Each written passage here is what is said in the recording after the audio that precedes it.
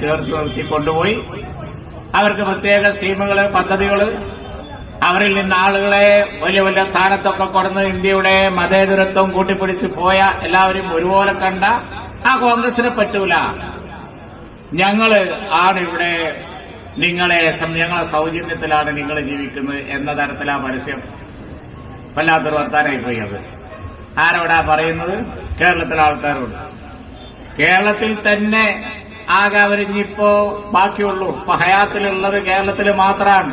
ഈ തെരഞ്ഞെടുപ്പ് കഴിയുന്നതോടുകൂടി അത് UDF തൂത്തുവാരിയ പിന്നെ കേരളത്തിലും ഇല്ലാത്തോലാണ് പറയുന്നത് ഞങ്ങളെ സൗജന്യത്തിലാണ്, ഞങ്ങള് 2ാം ക്ലാസ് പൌരന്മാരായി മാറുമായിരുന്നു ഞങ്ങളില്ലായിരുന്നെങ്കിൽ പറയുമ്പോ കേട്ടാ ചിരിക്കണ വർത്തമാനം പറയരുത് എന്നേ എനിക്ക് അവരോട് പറയാനുള്ളൂ.